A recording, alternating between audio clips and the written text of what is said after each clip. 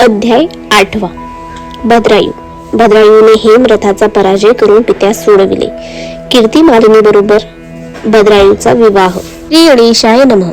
हे ब्रह्मानंद मूर्ती शिवशंकरा, तू शिवयोगी रूपाने भद्रायूला उत्तम नीतीचे ज्ञान दिलेस व हे विश्वव्यापका, तू एक भुवा चक्रवर्ती आहेस. तुझ्या कृपामुळेच सूत नेहमी शारण्यात शौनक इत्यादी ऋषींना कथा सांगत होते. ते म्हणाले, शिवयोगाने भद्रायूला शिवदीक्षा दिली, शिवकवच शिकविले, मृत्युंजय मंत्र दिले, रुद्राक्ष धारण करण्यास सांगितले, सर्वांगाला भस्म लेपन कसे करायचे हे सांगितले. त्याला एक अद्भुत शंख आणि खडक दिले. त्या शंखाच्या नादाने शत्रू घाबरून मूर्छित पडत असत आणि ते खडक नुसते दाखविले तरी शत्रूंचे भस्म होत असे. त्याला 12,000 हत्तींचे बळ देऊन आशीर्वाद दिला. तू ऐश्वर्यवंत हो, नेहमी विजय हो, तुला आरोग्य आणि कीर्ती मिळो. तुझ्या घरात भाग्यलक्ष्मी, हृदयात कारुण्य लक्ष्मी, हातात दान लक्ष्मी, बाहू आणि धनुष यांच्या ठिकाणी वीरलक्ष्मी, देशात साम्राज्य लक्ष्मी आणि बुद्धी विद्या लक्ष्मी याचा निरंतर वास असो, असा आशीर्वाद देऊन शिवयोगी अंतर्ध्यान पावला. त्यानंतर सुमती आणि भद्रायू या शिवयोगांचे नित्य स्मरण ठेवीत असत. पुढे असे झाले की भद्रायूचा पिता वज्रबाहू यावर शत्रू धावून आले. मगध देशाचा राजा हेमरथ हा त्यात मुख्य होता. 10 दिवस युद्ध झाले. वज्रबाहू एकटा आणि शत्रू पुष्कळ, त्यामुळे त्याचा पराभव झाला आणि शत्रूंनी नगरात लुटालूट केली. स्त्रिया आणि पुरुष, मंत्री, निरनिराळे अधिकारी यांना तुरुंगात टाकले. हेमरथाचे वज्रबाहूला त्याच्या सकट रथांना बांधले आणि तो त्याच्या बरोबर घेऊन चालला. तेव्हा वज्रबाहू आपल्याला कोणी मदत करील का, या दुःखरूपी संसारातून कोणी सोडविल का, अशा आशेने मागे पुढे पाहू लागला. त्याच्या मनात आले, आपल्याला बंधू नाही, पुत्र नाही, आपला कैवारी यावेळी कोण आहे, आपण कुणाची आशा धरावी. आपला पिता वज्रबाहू याला शत्रू पळवून नेत आहेत हे वृत्त भद्रायूला कळले. तेव्हा त्याने गुरूंचे स्मरण करून व भस्म अंगाला फासून सर्व शास्त्रास्त्रे घेऊन, विशेषतः शंख आणि खळग घेऊन आपल्या आईला नमस्कार करून तो निघाला. त्याने मृत्युंजय मंत्राचा जप केला. आपल्या आईला तो म्हणाला, आई, शत्रू अनेक आहेत, त्यांनी नगर जिंकले असून ते माझ्या वडिलांना धरून नेत आहेत. मी गुरुचा दास आहे आणि तुझा मुलगा आहे. तुझ्या पुण्याईने मी त्या राजांना जिवंत धरून तुझ्या समोर आणतो. शरद ऋतूतील चंद्र ज्याप्रमाणे शोभतो त्याप्रमाणे निर्दोष अशा कीर्तीचा ध्वज मी फडकवीन. पद्मकराला मुलगा सुनय याला बरोबर घेऊन भद्रायू युद्धाला निघाला. तेव्हा 2 सिंह जणू काय हत्ती कोठे असेल म्हणून शोध धरीत अरण्यात निघावेत किंवा सीतेचे कैवारी लवकुश निघावेत, त्याप्रमाणे ते दोघे दिसू लागले. ज्यांनी शत्रूंचे सैन्य पाहता सिंहासारख्या गर्जना केल्या आणि ओरडून म्हणाले, चोरांनो थांबा, उभे राहा. वज्रबाहू सारखी अमोल वस्तू तुम्ही चोरून नेताय काय? थांबा, तुम्हाला शिक्षा करतो. चोरांना नाक कान कापणे ही शिक्षा होय योग्य, पण तुमचा अन्याय एवढा आहे की आता तुम्ही वाचत नाही. त्यांच्या गर्जना ऐकून शत्रू सैन्यातील लोक मागे पाहू लागले. तो त्यांना किशोर वयाचा 2 कुमार धावत येत आहेत असे दिसले. त्यांना वाटले की विष्णू आणि शंकर आपल्या भक्तांचा कैवार घेण्यास आले की काय, की सूर्यचंद्र आले, की वशिष्ठ आणि विश्वामित्र आले, की वासुकी सर्प आणि शेषनाग आले. ते दोघे भराभर शरवर्षाव करू लागले. त्यामुळे अनेक वीर बाण लागून मोरासारखे दिसत होते. तेव्हा शत्रूंचे सैन्य उलट वळून त्या मुलांच्या शस्त्रास्त्रांचा भडीमार करू लागले. त्या सैन्यातील रणवाद्य वाजू लागले. तेव्हा ध्वनीची दिशा कोंडल्या. दोन्ही मुलांजवळ सैन्याचा घनघोर युद्ध सुरू झाले. तेव्हा भद्रायूने त्याच्या जवळील दिव्य शंख वाजविला. त्यामुळे पृथ्वी डळमळली, दिशा दुमदुमल्या आणि शत्रू मूर्छित पडले. तेव्हा दोघे कुमार त्यातीलच 2 रथात बसले आणि त्यांनी विशेष जोराने बाणाचा मारा करू लागले. त्यावेळी वज्रबाहूचे सैन्य आपला कैवारी आला म्हणून हुरूप येऊन भद्रायूच्या भोवती जमा झाले. त्या सैन्याने हेमरथाची मोठी सेना पाहिली आणि अतिशय ईशाने प्रतिहल्ला केला. वज्रबाहू बरोबरच त्याचे प्रधानही रथात बांधलेले होते. त्या दोन्ही मुलांना पाहून वज्रबाहूच्या मनात आले, हे दोघे एका गुरुचे शिष्य दिसतात. त्रिपुरारी आणि मुरारी मुलांचे रूप हे घेऊन आले की काय. या दोघातील एक मुलगा राजकुमार सारखा दिसतो. त्याला पाहून मला एवढा स्नेह का बरे वाटतो. त्या मुलाला आलिंगन द्यावे यासाठी माझे शरीर असे उत्कंठित का बरे झाले आहे. हा दुसरा कुमारही मला फार जवळचा का बरे वाटतो. त्याच्या मनात असे विचार आले आहेत. तोच युद्धाला फारच जोर चढला. रक्तांच्या नद्या वाहू लागल्या. भद्रायूने एवढे बाण मारले की बाणांनी आकाश भरून आले. वज्रबाहू प्रधानासहित हे सारे दुरूनच पाहत होता. युद्धाचा जोर पाहून हेमरथ एकदम त्या मुलावर युद्धाला घसरला. भद्रायूचे आणि हेमरथाचे 4 लटका अद्भुत व भयानक युद्ध आले. हेमरथ त्याजवळ बलराम, भीम आणि हनुमंत यासारखा महापराक्रमी दिसत होता. युद्धात हेमरथाची शरशी होऊ लागली तेव्हा भद्रायूने दिलेले दिव्य खडग कोशातून काढले. त्याचे तेज इतके भयंकर होते की हजारो शत्रू सैनिक त्यामुळे भस्म होऊन पडले. हेमरथाने ते पाहिले आणि आता आपली धळगत नाही हे पाहून तो पळून जाऊ लागला. तेव्हा वज्रबाहू आणि प्रधान यांना सोडून सैन्यही त्याच्या मागोमाग पळू लागले. ते पाहताच भद्रायू एकदम धावत गेला आणि त्याने हेमरथाला रथातून ओढवून 10 दिशी जमिनीवर पाडले. तेव्हा तो रक्त ओकू लागला. भद्रायूच्या सैन्याचे हेमरथाच्या प्रधानांनी पकडले आणि भद्रायूने हेमरथाला विद्रूप केले आणि त्याच्या मस्तकावर केसात 5 पाठ काढले.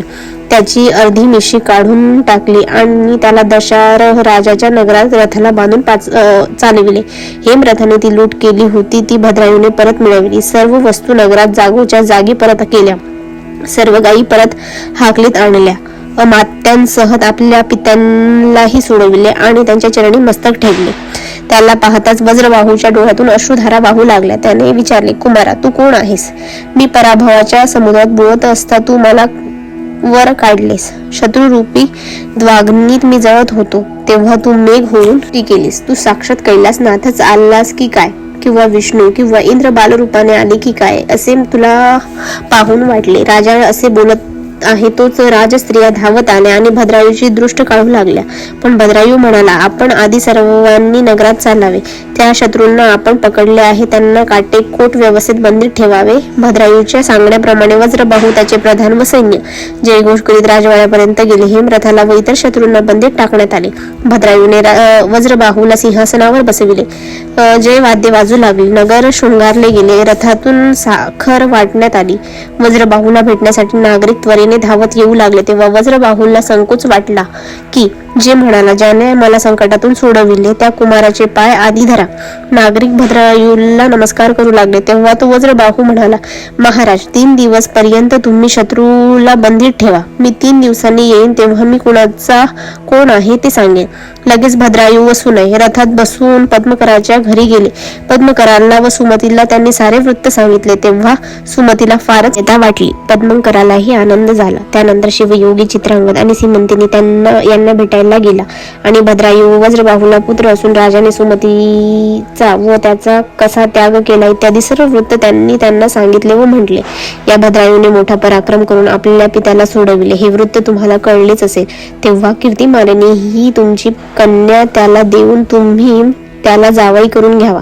या दोघांना जे पटले आणि शुभ कार्याला उशीर नको म्हणून दोघांनी शिवयोगाच्या संमतीने भद्रायू व सुनय यांना घेऊन सुमती व पद्मकराने भद्रायू आणि कीर्तिमालिनी यांच्या विवाहासाठी यावे असा निरोप पाठविला. त्यांनी आणण्यास प्रचंड लवाजमा पाठविले. भद्रायू व सुमती, पद्मकर आणि सुनय योग्य अशा वाहनात बसून भरपूर संपत्ती आणि वऱ्हाडी घेऊन निषद देशात आले. चित्रांगदाने त्याच्या थाटाने स्वागत केले. सर्व नागरिक लोक भद्रायूचे सौंदर्य पाहून चकित झाले. लग्नासाठी अनेक राजांनी बोलाविले होते. त्यात वज्रबाहू राजालाही निमंत्रण केले होते. तेव्हा त्याने भद्रायूकडे पाहिले तेव्हा यानेच आपल्याला हेमरथाच्या बंदीतून सोडविले हे त्याने ओळखले. तेव्हा वज्रबाहू त्याचे पाय धरण्यासाठी एकदम धावला, पण भद्रायूने त्याला वरच्यावर धरले आणि दोघांनी एकमेकांना आलिंगन दिले. दोघांच्या डोळ्यातून अश्रुधारा वाहू लागल्या. थोडेसे भानावर येताच वज्रबाहूने विचारले, आपण कोणत्या देशातले? आपले माता पिता कोण? आपले गोत्र कोणते? आपले गुरु कोण? हे कृपा करून सांगाल का? माझ्या मनातील शंका दूर कराल का? त्यावेळी चित्रांगदाने वज्रबाहूस एकीकडे बोलावले आणि हकीकत सांगितली आणि म्हटले, हा सर्व महिमा शिवयोग्यांचा आहे. शंकराच्या उपासनेने हे सर्व घडले आहे. जेव्हा अनेक जन्मांचे पुण्य गाठी असते तेव्हा शिवयोगी दर्शन देतो. नंतर चित्रांगदाने वज्रबाहूची पटराणी सुमती हिला पुढे आणले आणि वज्रबाहूची आणि तिची भेट घडली. त्यावेळी वज्रबाहू खाली मान घालून रडू लागला. तो म्हणू लागला, असा बहुमोल ठेवा मी घोर वनात टाकून की हो दिला. माझ्या एवढा अन्यायी पृथ्वीवर शोधूनही सापडणार नाही. सुमती सुद्धा मनातील सर्व दुःख आठवून स्पंदन रडू लागली आणि म्हणू लागली, नाथ, आजचा हा दिवस दिसण्यास आमचे गुरुनाथ शिवयोगी हेच कारण आहे. त्यांनीच आम्हाला कृतार्थ केले आहे. अशा तऱ्हेने मागील आठवणी काढून झालेला शोक आवरून वज्रबाहू यांनी सीमंतिनी आणि त्याचे चित्रांगद यांचा मोठा मान करून प्रेमाने आलिंगन दिले. नंतर वज्रबाहू सुमतीला म्हणाला, प्रिय, तू बिंदूचा सिंधू करून मला आणून दाखविलास. एक लहानसा खडा तू सुवर्ण पर्वतापेक्षा मोठा केलास. तूच माझा उद्धार केलास. मी दुर्दैवी, खरे पाहता पुत्र माझ्या भाग्यातच नव्हता. तू मला मुलगाही दिलास आणि राज्यही परत मिळवून दिलेस. खरे तर हे राज्य तुझेच आहे. असे बोलता बोलता भद्रायू केव्हा भेटेन असे त्याला झाले व त्याने त्वरेने बाहेर गेला. त्याला पाहताच भद्रायू धावत आला आणि त्याच्या पाया पडला. वज्रबाहूने त्याला उचलून आलिंगन दिले. त्यांची ती भेट अवर्णनीय होती. जणू काही कार्तिक स्वामी आणि शंकर यांचीच ती भेट होती, किंवा बृहस्पती आणि संजीवनी विद्या प्राप्त करून आलेला कच याचीच ती भेट होती. राजाने त्याला आपल्या मांडीवर बसविले आणि आपली सून कीर्तिमालिनी हिला षडांकी बसविली. तेव्हा सर्व राजे आश्चर्य करू लागले आणि धन्य हा वज्रबाहू असे म्हणू लागले. नंतर पद्माकर आणि सुनई यांनी भद्रायूने आपल्या वडिलांजवळ भेट घडवून दिली. त्या सोहळ्यामध्ये सर्वांचे 4 दिवस मोठ्या आनंदाने गेले. यथासांग विवाह सोहळा पूर्ण झाला. चित्रांगदाने हत्ती, घोडे, दास, दासी, सोने, धन, वस्त्रे, अलंकार अशा प्रकारचे भरपूर आहेर व नाणे दिले. वज्रबाहूच्या नगरात सर्वजण आल्यावर वज्रबाहूने सर्व राज्य सुमतीच्या स्वाधीन केली. भद्रायूने बंदीतील सर्व शत्रूंना सोडून त्यांच्याकडून वार्षिक कर घेण्याचे करार करून त्यांना आपल्या देशात पाठविले. थोड्याच दिवसांनी भद्रायूला राज्य देऊन सुमती आणि वज्रबाहू शंकराची आराधना करण्यासाठी वनात निघून गेले. तेथे त्रिकाल शिवलिंगाचे पूजन करून तप करू लागले. शंकराने भद्रायूची सत्व परीक्षा घेतली. भद्रायूने पुष्कळ वर्षे राज्य केली. त्याने शिवभक्ती अखंड केली. एके दिवशी तो कीर्तिमालिनीसह वन विहारासाठी गेला. तेथील वनश्री पाहू लागला. तेथे घन छाया देणारे वृक्ष होते. निर्मळ पाण्याचे पाट वाहत होते. वर वृक्षांची दाटी एवढी होती की सूर्य दिसत नव्हता. वृक्ष तरी किती प्रकारचे होते. नारळ, केळ, पोफळ, रातांजन, चंदन, अशोक, खजूर, आंबे, जांबू, वड, पिंपळ, कोलिंब, डाळिंब, शेवरी, मंदार, कदंब, अंजीर, उंबर, पारिजातक, फणस असे मोठे वृक्ष, चाफा, मोगरा, जाईजुई, मालती, शेवंती, नागवेल, द्राक्षे, जायफळ, अगस्ती इत्यादी वृक्ष आणि वेलीही होत्या. तेथे बंदके, चालक, मोर, चक्रवाक, कस्तुरी मृग, मुंगसे, बगळे, हंस असे अनेक पशुपक्षी होते. तेथे तो कीर्तिमालिनीसह विहार करीत होता. तेव्हा त्याला असे दिसले की एक पुरुष आणि स्त्री अत्यंत मोठमोठ्याने किकळ्या फोळत धावत येत आहेत. त्यातील पुरुष पुढे धावत येत होता आणि ओरडत होता, राजा धाव, आमच्या पाठीमागे वाघ लागला आहे. माझ्या पत्नीला भराभर धावता येत नाही ते पहा. आला आला, हाय हाय. त्याने तिच्यावर झळप घातली. हे सारे पाहताच भद्रायू तत्काळ उठला आणि त्याने त्वरेने धनुष्यावर बाण आणून भराभर वाघावर सोडले. वाघाच्या शरीरातील कित्येक बाण रुतले तरी तो प्रचंड वाघ त्या जखमांना न जुमानता त्या स्त्रीला घेऊन दूर गिरीकंदरात गेला. तेव्हा तो मनुष्य राजासमोर येऊन मोठमोठ्याने शोक करू लागला. तो ब्राह्मण होता. त्याने राजाचा अत्यंत धिक्कार केला. राजा, तुझ्या क्षत्रियपणाचा धिक्कार असो. तुझ्या देखत माझी स्त्री सोडवा सोडवा म्हणून ओरडत होती. नाथ, मी वाघाच्या जबड्यात सापडले, मला सोडवा असा आकांत करीत होती. तुलाही आम्ही हाका मारल्या पण तू काहीही करू शकला नाहीस. तुझ्या गुरूंनी तुला दिलेले खडग, तुझी सर्व शस्त्रे आणि तुझे 12,000 हत्तींचे बळ फुकट होय. शोक करता करता तो विप्र अनेक गोष्टींचा धिक्कार करू लागला. तेथे सज्जनांचा सहवास मिळत नाही हे ते गाव व तो आश्रम व्यर्थ होय. जेथे शिवकीर्तन चालले नसते ती सभा आणि वक्ता ते श्रोते व्यर्थ होय. जे लोक ब्राह्मणांचे रक्षण करीत नाही आणि शिवपूजन करीत नाही त्यांची संतती व्यर्थ होय. जी पतिव्रता नाही आणि नारीचा धिक्कार असो, अशा नारीचा धिक्कार असो. आई वडिलांना त्रास देणारे पुत्र आणि गुरु भक्ती न करणारा शिष्य यांचा धिक्कार असो. गुरूंची थोरवी बाजूला सारून स्वतःचीच थोरवी सांगतो तो शिष्य, तसेच संकटातून जो सोडवित नाही तो राजा व्यर्थ होय. त्याला तो शोक पाहून राजाचे मन द्रवले. तो म्हणाला, विप्रा, तुला काय हवे ते मी देईन. तू पुन्हा लग्न कर, वाटल्यास मी माझे राज्यही तुला देतो. तेव्हा तो विप्र म्हणाला, मी पुन्हा लग्न कसे करू? स्त्रीहीन माणसाला धन काय कामाचे? जन्मांधाला आरशा कशाला? मूर्खाला उत्तम ग्रंथाचा काय उपयोग? तरुणाला संन्यास देऊ नये व म्हाताऱ्याचे लग्न करू नये. तहान लागलेल्याला तूप देऊ नये. भूक लागलेल्या गंधाक्षता किंवा माळ देऊ नये. चिंताग्रस्त माणसासमोर गायन नृत्य करू नये.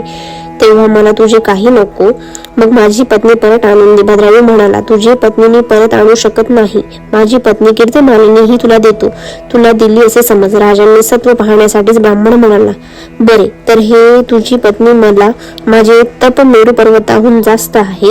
मी पापाला भीत नाही. मातीचे ढेकूळ समुद्रात पडले तर समुद्राला काय होणार? उडाली तरी आकाश मत नसते.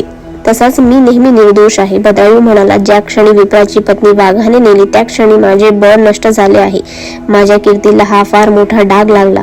आता माझी पत्नी ही या ब्राह्मणाला देऊन टाकतो आणि अग्नीत प्रवेश करतो. त्याने संकल्प करून विप्राला आपली पत्नी दान दिली. तोच विप्र तिच्यासह गुप्त झाला. भद्रायूने अग्नीत प्रदीप्त केला आणि स्नान करून भस्म लावून गुरूंच्या चरणांचे ध्यान करून आणि शंकराचे स्मरण करून आणि अग्निकुंडाला 3 प्रदक्षिणा घालतो. जय जय शंकरा, उमारंगा, मदनांतका, विश्वव्यापका, चंद्रशेखरा, मला आता शीघ्र तुझ्या जवळ घे, असा घोष करीत तो त्या अग्नीत उडी टाकू लागला. तो अग्नी अत्यंत प्रदीप्त होऊन त्यातून अर्पणे सहित श्री शंकर प्रकट झाला आणि भद्रायूला म्हणाला, भद्रायू, तुझी भक्ती खरोखरच थोर आहे. मी तुझ्यावर प्रसन्न झालो आहे. तुला इष्टवर माग, तू इष्टवर माग. भद्रायू सद्गदित होऊन म्हणाला, पंचवदना, विप्राची स्त्री मला आणून दे म्हणजे झाले. शंकर हसून म्हणाला, विप्र मीच झालो होतो आणि वाघही मीच झालो होतो आणि त्या भवानीचे विप्र स्त्रीचे रूप घेतले होते. तुझ्या भक्तीची कसोटी पाहण्यासाठी आम्ही दोघेही हे नाटक केले. ही तुझी कीर्तिमालिनी घे, असे म्हणून शंकराने कीर्तिमालिनीस पुन्हा प्रकट केले. त्यावेळी देवांनी पुष्पवृष्टी केली. त्यावेळी शंकर पुन्हा म्हणाला, अरे गुणवंता, तू धन्य आहेस. आता इष्टवर माग बरे. तेव्हा भद्रायू म्हणाले, माझी माता पिता पत्नाकर आणि त्यांची पत्नी व तुझ्या जवळ स्थान दे. तथास्तु असे म्हणून शंकर कीर्तिमालिनीला म्हणाला, आता तू वर माग. तेव्हा कीर्तिमालिनी म्हणाली, माझा पिता चित्रांगद आणि माता सीमंतिनी यांना तुझ्या जवळ अक्षय स्थान मिळावे एवढेच मी मागते. तेव्हा शंकर तथास्तु म्हणाला आणि पुढे म्हणाला, तुम्ही दोघांनी जे मागितले ते सर्व मी दिले आहे. माझे चित्त तुमच्या जवळ नेहमी असेल. असे म्हणून शंकर अपर्णे सहित अंतर्ध्यान पावला. त्यानंतर त्यांनी पुष्कळ वर्षे राज्य केल्यावर भद्रायू आणि कीर्तिमालिनी यांना शंकराने शिवलोकात नेले आणि योग्य वेळात येताच पद्माकर वैश्य यालाही स्त्री पुत्रांसमवेत कैलासास नेले. हे भद्रायूचे आख्यान ऐकणे, लिहिणे व म्हणणे हे यश, आयुष्य आणि विजय देणारे आहे. ह्या आख्यानातील ओव्या हीच बिल्वदळे जे सद्भावनेने शंकराला वाहतात ते संसारात तरून जातात. हे आख्यान म्हणणे जणू कैलास आहे आणि पारायण रूपी प्रदक्षिणा करणारा जो असेल त्याचे सर्व बंध तोडून शंकर त्याला निष्पाप आणि मुक्त करेल.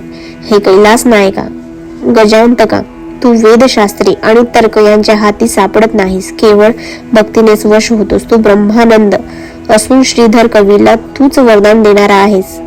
अध्याय 8 समाप्त. श्री शंकर चरणार्पणमस्तु. शुभम भवतु. श्रीरस्तु.